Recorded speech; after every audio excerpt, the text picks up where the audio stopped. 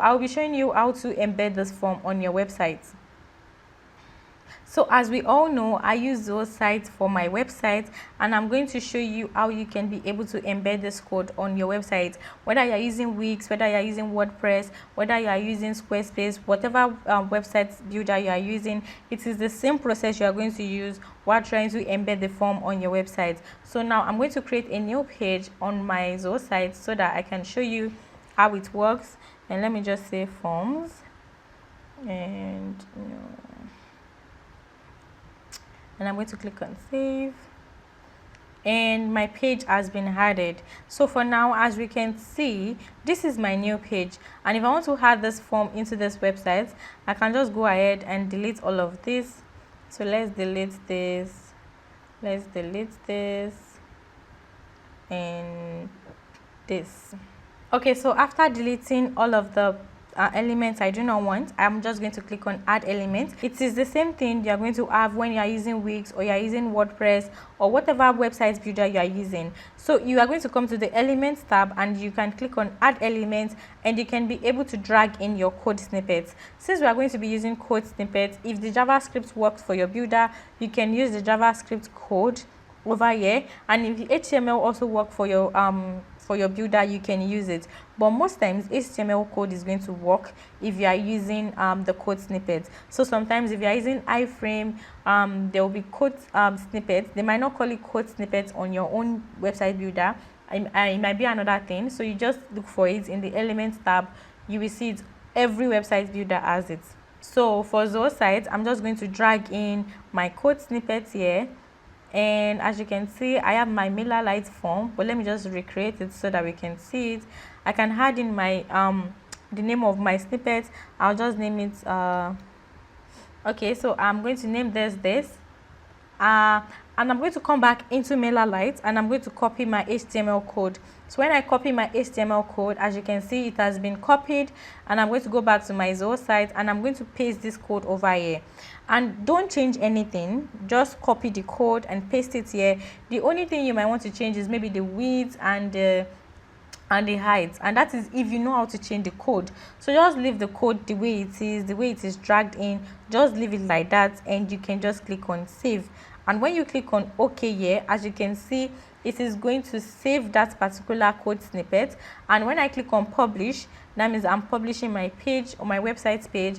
And as you can see, this form has been done. And when I click on this particular page, it is going to show my contact form on my website. So that is how to embed your MailerLite form into your website. It is not hard at all. You just have to make sure that you follow these particular steps I have mentioned, and you can be able to bring the form into your website.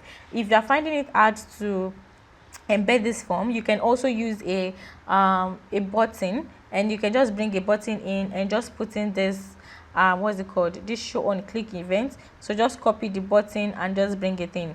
But if you follow this process, you should be able to embed it like this on your page. And as you can see, when they fill out this form on my website, it is going to lead back into MailerLite. So you do not need to start manually copying leads and contacts from your website into MailerLite. This is going to sync directly into your MailerLite account. So that is how to embed form on your website. So that is for contact form. And when people start filling in the form, you are going to see in the analytics, you are going to see the number of visitors that are checking your form. You are going to see the automations that are connected to this form. You can also decide to create an automation for your form. So maybe if a person comes in, you can say that you want to send a campaign, or you want to send a notification to the users in your MailerLite account if there is a new contact. And also you can do your double opt-in, and double opt-in just allows us to be able to confirm their emails before they come in. Since we have this the capture already, it is not necessary to confirm your email address.